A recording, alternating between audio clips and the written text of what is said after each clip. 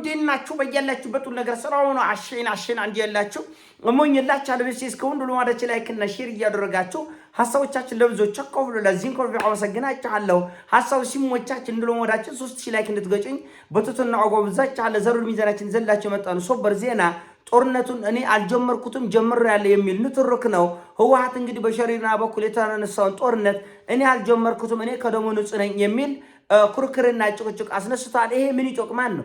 ጦርነቱን አንተ ጀመርከው እኔ ጀመርኩት ምን ያደርጋል? ይሄ ኩርክሩ ምንድነው ጥቅሙ ብለው መጠየቅ አለበትና ህወሓት እኔ ጦርነቱን አልጀመርኩም የምትለው ከደሙ ንጹህ ለመሆን ነው። ከደሙ ንጹህ በነገራችን ይሄ በህወሓት ብቻ አይደለም። አሜሪካኖችም እስራኤሎችም አውሮፓኖችም ይሄን ያደርጋሉ። የሆነ እልቂት ውስጥ ከገቡ በኋላ ዲፕሎማሲያቸውን ለማስተካከል ከተጠያቂነት ለመዳን ፍትሃዊ ሆኖ ወይም ደግሞ መስሎ ለመታየት የሚደረግ ጥረት ነው። ጦርነትን እኔ አልጀመርኩም። አሜሪካ እንግዲህ ወደ ኢራን የመጀመሪያ ጥቃት የወሰደችው አሜሪካ ነች እና እስራኤል ናቸው። ነገር ግን ጦርነትን እኛ ጀመርነው አይሉም ሁለቱም። ለምንድን ነው? የዲፕሎማሲ ስራ ለመስራት ፍትሃዊና አመክንዮ ያለው በምክንያት እንደሆነ እዚህ ውስጥ እንደገቡ ለማስረዳት ነው። ኢራን ከጦርነቱ በኋላ ሆርሙዝ ሰርጥን ዘጋች። ከዛ ዓለም ምን ነው አለ? ምን አገባቸው? እኔ ስደበደብ እኔ ስቀጠቀጥ የት ነበራቸው አለች። ስለዚህ ጦርነት ላይ እሳትን የመጀመሪያውን ክብሪት መለኮስ ዋጋ ያስከፍላል። የመጀመሪያውን ክብሪት መለኮስ ተጠያቂ ያደርጋል። የመጀመሪያውን ክብሪት መለኮስ ለሚመጣው መዘዞች ሁሉ ተጠያቂነት ኃላፊነት ትወስዳል። አሁን ኢራን ሆርሙዝን በመዝጋት ዓለም ላይ ያመጣችውን ኢኮኖሚያዊ ቀውስ በሙሉ ዓለም እየደፈደፈ ያለው አሜሪካና እስራኤል ላይ ነው። ለምን? የመጀመሪያን ክብሪት የለኮሱ አሜሪካኖች ስለሆኑ። ጦርነት ላይ ምክንያት ኖረህም አልኖረህም የመጀመሪያን ክብሪት ላለመለኮስ ጥንቃቄ ማድረግ ያስፈልጋል። አንተ ክብሪት ከለኮስክና የመጀመሪያውን ጥይት ከተኮስክ ሌላው ሰው መድፍ ቢተኩስ ታንክ ቢተኩስ ምን ቢተኩስ ራስን ለመከላከል ነው ይላል ህወሓት። ለዚህ ነው እኔ እኮ ይህን ጦርነት አልጀመርኩም ይላል። እኔን ጦርነት አልጀመርኩም ይላል። ለምን? የሚመጣውን መዘዝ ኃላፊነት ላለመውሰድ ነው። ነገር ግን ህወሓት ሱዳን ውስጥ ምን ትሰራለህ ተብሎ ቢጠየቅ መልስ የለም። ምን ትሰራለህ? የተፈናቀሉ ሰዎች ይመለሱ ብላል። እንኳን ሜካናይዝድ የሆነ በአርሚ ደረጃ በኮር ደረጃ በክፍለ ጦር ደረጃ የተደራጀ ጦር አይደለም ስደተኛ እንኳን የለም እና ስደተኛ ወደ ቤቱ ይመለስ እያልክ ሱዳን ድንበር ላይ ህወሓት ይሄን የሚያክል አደገኛ ውጊያ እንዴት ልትዋጋ ቻልክ? በድሮን በታንክ በመድፍ በድሽቃ የለየለት ውጊያ ውስጥ ማን ነው እዛ ሄዶ የተዋጋ? ይሄ ተጠያቂ። ይሄ ጦርነት ላይ በጣም ወሳኝ ነው። ማን ነው የጀመረው? መቼ ነው የጀመረው? ቤት በኩል ነው የጀመረው የሚለው ተጠያቂ ያደርጋል። አሁን አሜሪካ ከዚህ ጦርነት መውጣት የተቸገረችበት አንደኛ ምክንያት ጦርነቱን ራሷ ስለጀመረችው ራሷን የጀመረችው። አሁን ለዓለም በምንም መልኩ ማስረዳት አትችልም አሜሪካ በምንም መልኩ በምንም። አሁን እስራኤል ለምሳሌ በሊባኖስ የምታደርገው ድብደባ ፍትሃዊ እንደሆነና በምክንያት እንደሆነ ዓለም ተረድቶ እንዲያግዛት እንዲደግፋት ትፈልጋለች። ነገር ግን በምንም መልኩ የእስራኤል ሊባኖስ ላይ የሚደረገው ጥቃት በምንም አመክንዮ ሊኖር አይችልም። በምንም መልኩ ፍትሃዊ እንደሆነች በምንም መልኩ የእስራኤል ተዋጊዎች ሊባኖስ ዘልቀው ገብቷል በ100 ኪሎ ሜትሮች። ምን ነው ራሳችን ለመከላከል። ይሄ ልጆች ቃቃ ጨዋታ። አሜሪካ ኢራን ላይ ሁሉ እሳት እያዘነበች ምን ነው ራስን ለመከላከል። አዋጣማ እንደዚህ ያለው ቀልድ ይሄ ቀልድ ነው። እንደ ለይታ እንዲያሉ ነገሮች ቀልዶች ናቸው።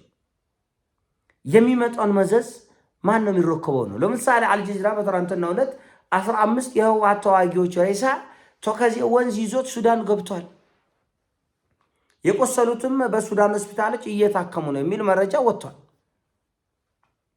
ተመልከቱ። በአንድ ቀን ጦርነት በተራራው ላይ የወደቀው በሸለቆ ላይ የወደቀው በግንባር ላይ የወደቀው እየቆሰለው እየደማ እየሞተ አይተውቅም። ወንዝ ብቻ 15 ሬሳ ወስዶ ሱዳን ላይ ተገኝቷል አለ። ይሄን የሚሉት እነማን ናቸው? የሱዳን ሐኪሞች ናቸው።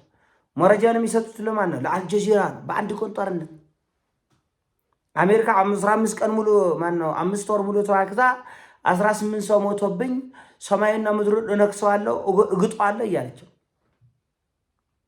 የኛ ግን ወንዝ ብቻ የወሰደው የህወሓት ተዋጊዎች 15 ሬሳ ለቅማ አንስተዋል ሱዳኖች። የማን ልጅ ነው አይታወቅም። እናቱ አለ ብላ እንግዲህ በየቤተ ክርስቲያኑ እየጸለየች ነው፣ በየመስጊዱ እየተንበረከከች ነው፣ በሰላም መልስልኝ ያለች ነው። ይሄ ነው ጦርነት ችግሬ ነው። ግን የሚቆብር ሰው እንኳን ጠፍቷል። ወንዝ ነው እያንጓለለ ይዞ ሄደ። ተናገረን። እኛ ምን ማድረግ እንችላለን? ምን ማድረግ እንችላለን? ምን ልሰራ ሄድክ ሱዳን ድንበር? ይሄ ሁሉ አርሚ ማን አደራጀ? ይሄ ሁሉ ክፍለ ጦር ማን ነው ቀላቢ? ይሄ ሁሉ ክፍለ ጦር ማን ነው ታንክ ያስታጠቀ? ማን ነው ድሮን ያስታጠቀ? ማን ነው መድፍ ያስታጠቀ? ምላሽ የለው። ገና ነው። አሁን የጦርነት ገና ዳድ እያለ ነው። ወደ ዋናው እሳት አልመጣም። ዋናው እሳትማ መቁጠር ትተዋለህ። የሚሞተውንም የሚቆስለውን ቆጥረህማ አታገኝም። የሚቆስለውንም ይደማውን። ለምን በአራት በአምስቱ አቅጣጫ ነው ውጊያው። ዝም ብሎ እንደሚወራ አይደለም። አሁን ዛሬ ራሱ ኮመሻ ራያ ከፍተኛ ውጥረት ላይ ነው ያለ። ከፍተኛ ውጥረት ነው ያለ። በዚህ በአፋር በኩል ከፍተኛ ውጥረት ነው ያለ። አስብ፣ አንድ ክልል በአምስት አቅጣጫ ሀገር ጋር እዋጋለሁ ብሎ መነሳት ምን ያህል ከባድ ነው። ስንቱ ዙር ነው የተዋጋው? ስንቱ ዙር ነው እልቂት የመጣው? ስንቱ ዙር ነው። አሁን ደግሞ ችግሩ እሳቱ በአንድ ቦታ በሁለት ቦታ የሚቆም አለመሆኑ ነው። አሁን ደግሞ ችግሩ ዓለም አቀፉ ፖለቲካ፣ ዓለም አቀፍ ወታደራዊ ውጥረት ዓለምን ወደ መቀመቅ ይዞ እየሄደ መሆኑ ነው። በነገራችን ላይ ብታምንም ባታምንም የኢትዮጵያ ብር የመግዛት አቅሙ ይወድቃል።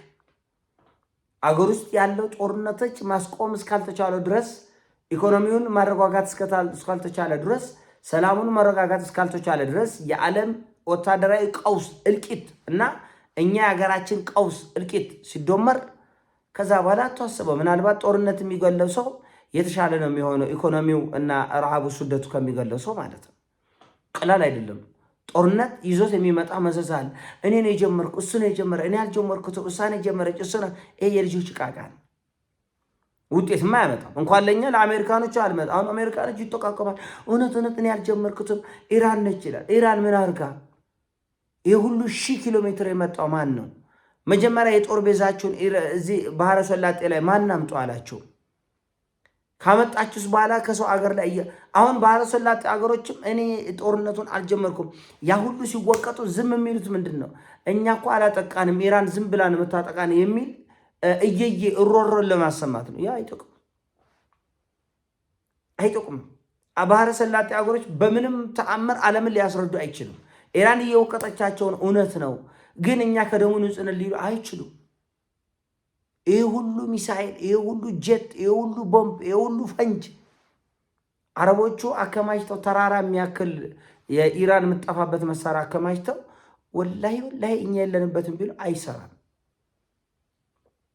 አሜሪካ ይህን ሁሉ አገር አቋርጣ እግዚአብሔርን እኔ እዚህ ውስጥ የሌለበት እውነት ክርስቶስ ይመስከር አይሰራም። እና ጦርነት ላይ ጁስቲፊኬሽን በጣም ወሳኝ ነገር ነው። በአመክንዮ መንቀሳቀስ፣ በፍትሐዊነቱ መንቀሳቀስ በጣም ወሳኝ ነው። ግን አይሆንም። የትኛውም ጦርነት በምክንያት ተነስቶ አይቀርም። በፍትሐዊነት በጥጋብ ነው የሚነሳው። ጥጋብን በማስተንፈስ ነው የሚቋጭው። አሁን በዚህ በተከዜ በኩል ያለው ማን ነው? በሸረሪና በኩል የተነሳ ጦርነት እኔ ነኝ እሱ ነው የሚለው ንትርክ ከዛ የመነጫ ነው። የሚመጣውን መዘዝ ኃላፊነት ላለመውሰድ ነው። ግን ምን ልትሰራ አይደል? አሁን አውሮፓኖች ያውቃሉ ማን እንደጀመረው እንዴት እንደጀመረው። ለአልጀዚራም የደረሰው መረጃ ያ ነው። ከሱዳን የተነሱ ታጣቂዎች ወደ አማራ ክልል ዘልቀው በመግባት ገበሬዎችንና ኢንቨስተሮችን በመግደል መሳሪያዎቻቸውን እና ማሽኖቻቸውን በመዝረፍ ወደ ሱዳን ተመለሱን ይተራል። ለአልጀዚራ የደረሰው መረጃ እና በማይሆን ቦታ ምክንያታዊ ሆኖ ለመገኘት መሞከር ራሱ ቂልነት ነው። ጋዛ ላይ ለሚደርሰው ነገር የእስራኤል ፖለቲከኞች አመክንዮ ይዞ ለመምጣት ይሞክራሉ። ምክንያቱ እንዳላቸው እነሱ እንዳልጀመሩት። ዓለም ደግሞ ጡጦ አይጠባም እኮ። አይኑ ያያል፣ ጆሮ ይሰማል። አይኑ ያያል፣ ጆሮ ይሰማል። ሊባኖስ ያ ሁሉ በሚሊዮን የሚቆጠር ሰው ተፈናቅሎ በሺዎች ሞተው አልቀው ኧረ እኔ እኮ ምክንያት አለኝ ያ ሂዝቦላ ፈልጌ ነው። ትርጉም የሌለው ድካም ብቻ ነው። እና ይሄ በጣም የሚያስገርም የተቃወሰ ጉዳይ ነው። ይሄን ሀሳብ ነው። ሲሞቻችሁ ላይክ አድርጉ፣ ሼር አድርጉ። ወዳችኋለሁ። ፒስ